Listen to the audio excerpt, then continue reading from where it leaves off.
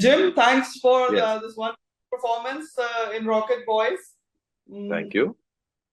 Ever since you have made your foray in the film industry, right from Nirja, you've been synonymous with brilliance. But do you think with Rocket Boys, the bar, even for your standards, was raised even higher? I can't say that. Um, But thank you but very much for saying that. It's very, very sweet. the teaser is out and 26 million views, I guess, already there. Oh, nice. Are you confident or jittery? Um, no, I wouldn't say I'm jittery. I wouldn't say I'm confident either. It's one of those weird experiences where you shoot something a while ago, and then because we shot 80% before season one even came out. So it's more a restlessness. It's like the last week before a play goes up. You just want an audience there. You just want an audience now. You just want it to be seen and to be over. It's more like that kind of a restless, nervous, excited feeling. But I wouldn't say it's jittery either, because I remember that we tried to shoot all of those scenes with the very same spirit that we shot season one in. Of course, I haven't seen it, so I don't know, but I hope that it's good. So no weight of expectations on your shoulders, or are they there? It's strange. I think if we shot the whole season two after season one had come out, I think I would have felt it more. But I also feel that when the script is so good, when the filmmakers are so good, when the technical team is so good, I mean, unlike other projects where sometimes on a show you'll have 3 or 4 different directors, right? Especially over 2 seasons. Technicians change, all of that kind of happens. In this, we didn't have any of that. Abhay Pannu directed all of the episodes. Harshveer Oberoi shot all of the episodes. Mahir Zaveri edited all of the episodes. Subhash Sahu did the sound recording and design. Achin Thakkar has made the music. I mean, you're working with such a brilliantly skilled technical team with a story that you already think is riveting and interesting and fascinating. So, you hope that it'll be well received, of course, but there's that feeling of consistency and that we all were trying and striving to make something special. So now we've done our jobs, now what can you do? You can't go back and change the past. Working with the same team, you think it's a big plus? I think it definitely provides a consistency and an understanding between everybody. Same production designer, same makeup, same costume designer. Everyone has stayed the same all through the whole 2 seasons. So I think that lends a certain consistency and that feeling that we're all in this together in order to make something as best as we possibly can. It isn't that there's been a drop in for a few episodes and then out. I don't know if they can have, I mean, of course, they are possibly just as good as their job as the previous one. That isn't what I mean. I mean, you may not feel as invested in the same way as if you've been with something right from the beginning. Jim, you worked with one of our very best, Sanjay Leela Bhansali in Padmavat, and here in Rocket Boys, you were working with a debutant director. What would you say was the difference in approach, and were you a little apprehensive working with somebody who hadn't really shown much body of work? I've actually worked with many debut directors. Now that I'm thinking back off the top of my head, I can name 1, 2, 3, 4, 5, 6. Many. I never feel apprehensive about it. It's always about the quality of the script and the quality of the discussion that you have with the director. And once that happens, you kind of figure out what your life on that set is going to be like. With Mr. Bhansali, of course, you're working with someone who's so well established and knows exactly what he wants and is really used to taking on mammoth projects So you feel totally safe that the frame is going to be brilliant. But just after a little while of working with Abhay and Harshveer and Arpit, Harshveer on camera and Arpit on lighting, you realize that they also have a very clear vision, and they also are very committed to making beautiful frames, even if they're not necessarily as ornate and spectacular and big budget as Mr. Bhansali's are. So I think Abhay is a really sharp and smart director, and that was something I felt well before we ever even went on floor. After I went on floor, I was pleasantly surprised at his visualization and his ability to understand the edit in his head already, and his very intricate knowledge of camera movements and framing and how he can use it in order to enhance the telling of his story.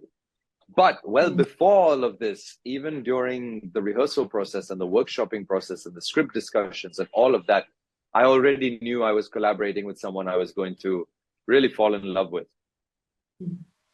Well, but you're mentioning the camera person and the light person in particular. Very few actors actually, point them out. A series is generally considered a director's endeavor, brainchild, and then of course, or actors come into play. But do you think technical crew really matters? They are humongous.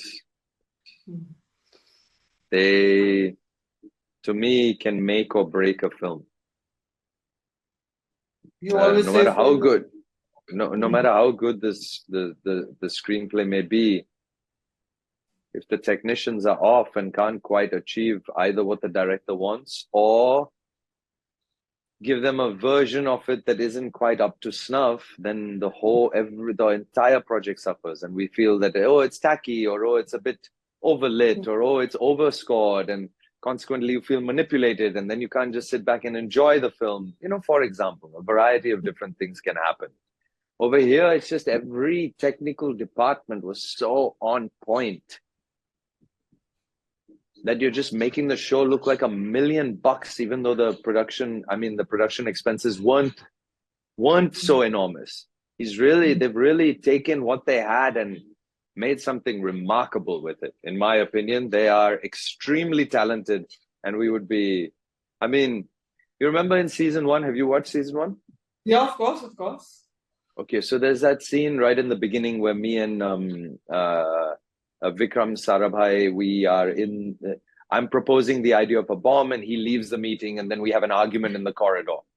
Right. And then it goes back in time to when we first met, right? Yeah. And the series finally catches up with that moment in the 7th episode. Correct. Or the 6th episode, I can't remember. Were there 6 or 7 episodes in Rocket Boy 1? Were there 7 or 8? Do you know, Anjali? There were 8. Okay. So in the 7th episode is when we kind of catch up, I think, to the current timeline that was promised in the first scene of the show. And the way Mahir did it was he did a kind of fast forwarding of moments of that scene. And the music kind of sped up, and he used slightly alternate takes than the ones that we used in the original scene, to make you feel like, oh, I've seen this before, but it isn't exactly the same. And that's such a genius idea to represent a timeline catching up with the thing. And he came up with that, apparently, which is just, it's these kinds of creative influences and details that eventually just make the show soar. That open title sequence with the music, it's so good. Whoever that VFX team is that made that, the opening slate, I don't remember what their names are, but it's so good. It's in my opinion, one of the better ones that are coming out of an Indian TV show. But is that why you often say frame is the king? Frame is the king. But did you anticipate the kind of critical acclaim which has come your way and the way of the series as well? No, I can't say that I anticipated, but I do know that we all felt we were making something special. And that when we would see some edited together scenes, we would always be quite happy with the results, like, oh, wow, oh, it turned out like that. Oh, wow. So it was a very fun process to shoot it, because even though, it was all the other things also, of course, tiring. And sometimes it's just the drudgery of work. And sometimes you're just exhausted and you have nothing to give. But in general, the experience of shooting the show was just really, really fun because we always felt we were trying to do something with whatever the scene was. There was no fluff scenes or throwaway scenes or, we'll robot zombie our way through this for the day, because it doesn't really matter in the larger scheme of things. It always felt like with every scene, we were really trying to either reveal character or push the plot forward, and usually both simultaneously, and find a way to weave science in organically in terms of what the characters actually want, not just a boring science lesson. Why do they start explaining the scientific fact? Because it relates to something that they want or something that they're actually trying to do. They don't just explain, because otherwise it's kind of like going to the dentist and they put the numbing cream, and then once you're stuck in the chair, they're like, listen, let me tell you about an investment opportunity. You'd be like, Baba, I came here for you to fix my teeth.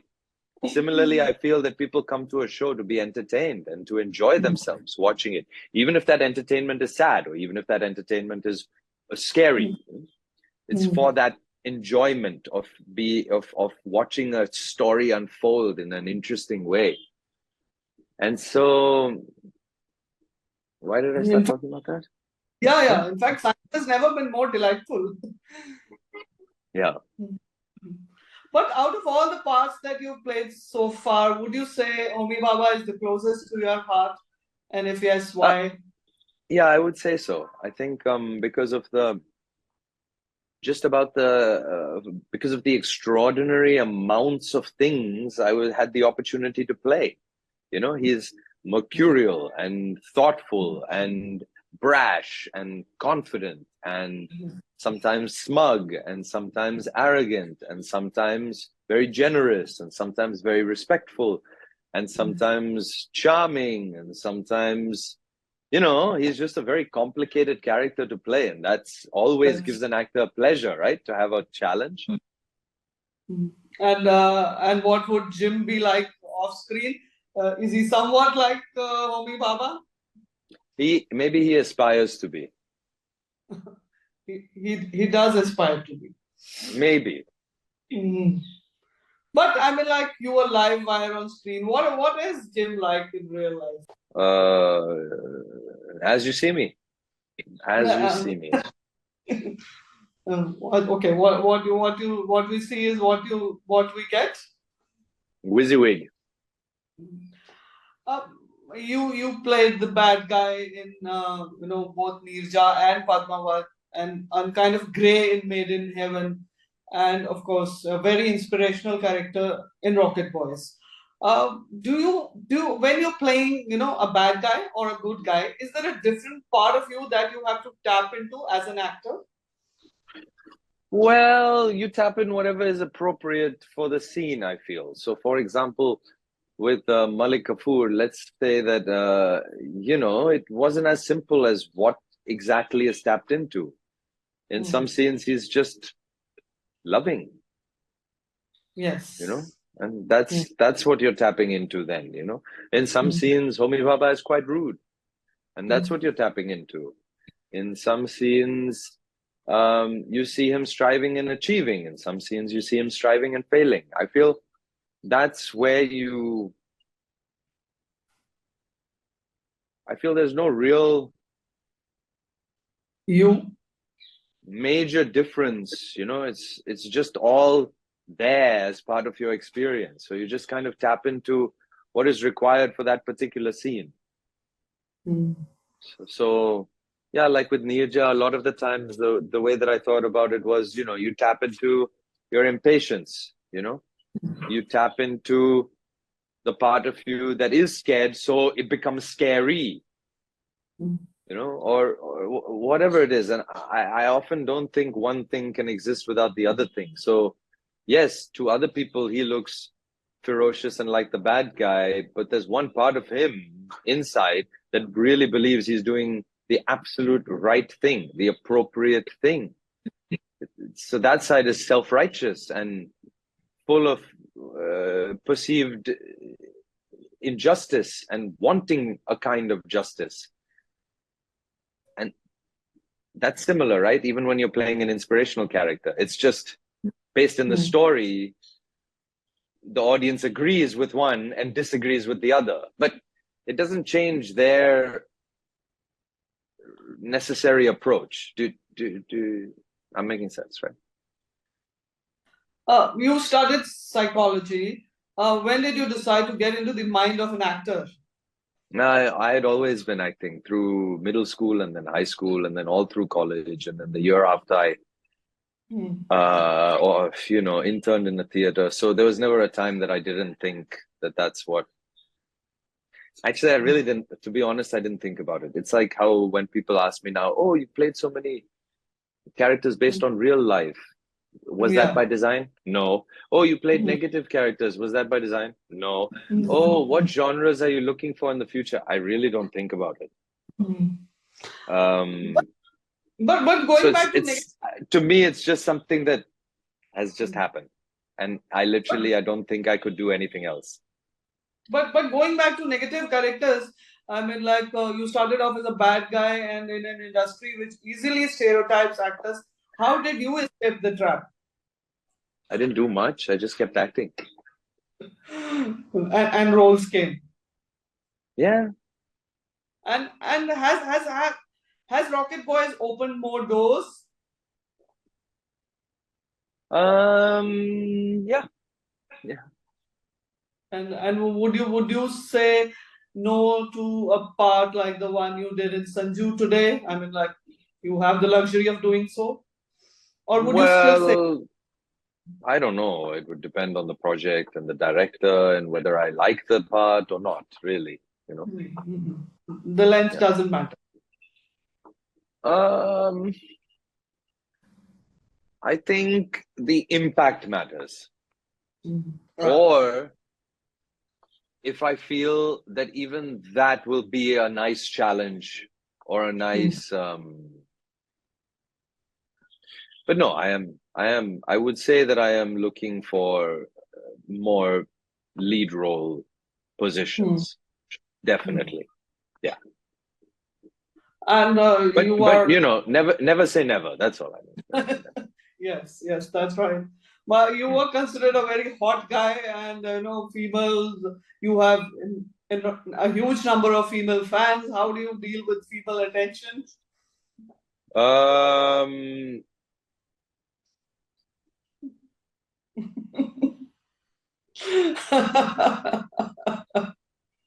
no,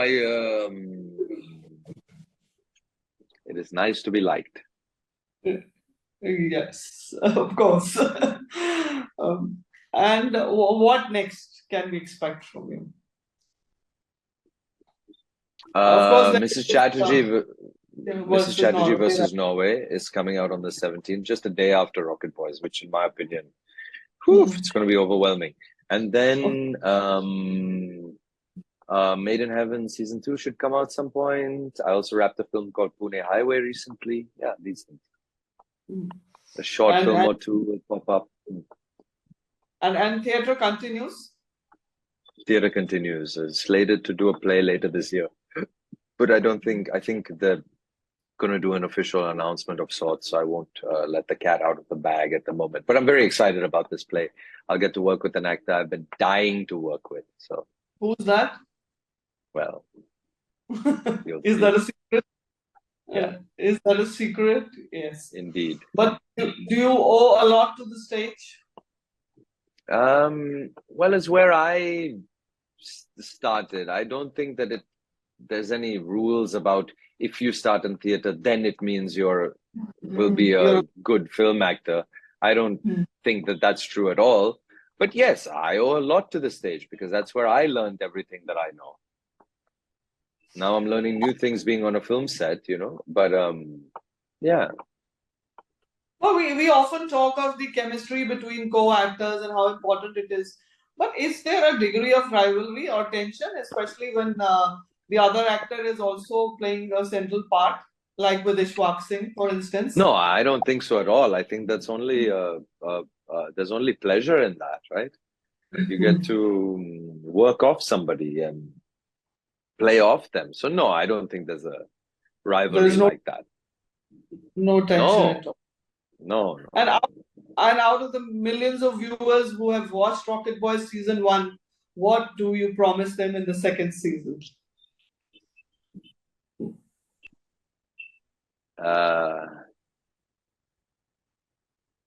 Promise them more entertaining drama. And more shades of Homi Baba as well? Yeah, a more mature Homi Baba, a more comfortable with himself Homi Baba.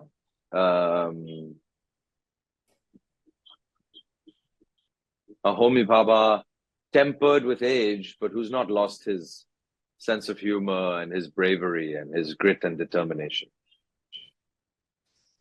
You said you don't really look at future, but do you have a goal in for yourself a few years down the line?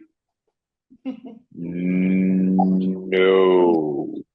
I mean, But you said never say never. I want to keep acting and I want to keep doing brilliant roles and I want to be part of the storytelling process and I want to act in great films and I want to be a part of great films in general. Great films, great web series. I mean, I say films, but I'm not limiting it to just the feature film thing. I just mean visual mediums. Yeah.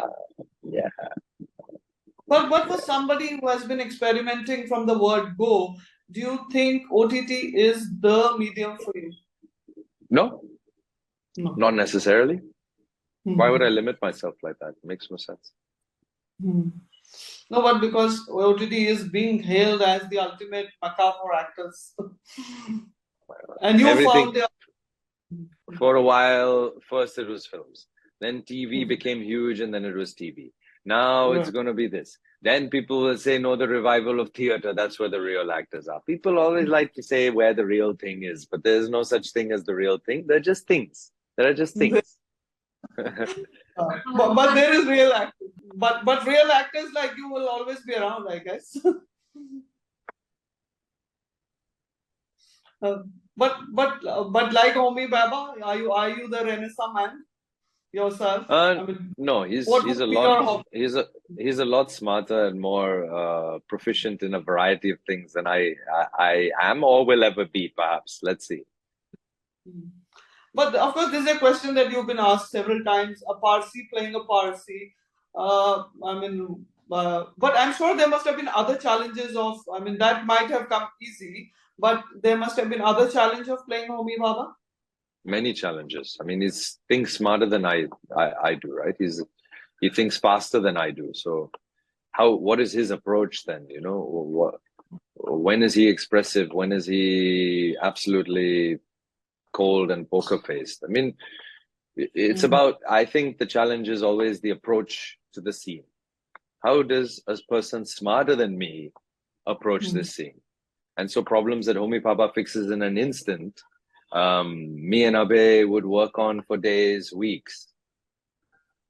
And then when you see like a difficult problem that me and Abe couldn't solve, and you see Homi Baba solve it in an instant, you're like, oh, wow.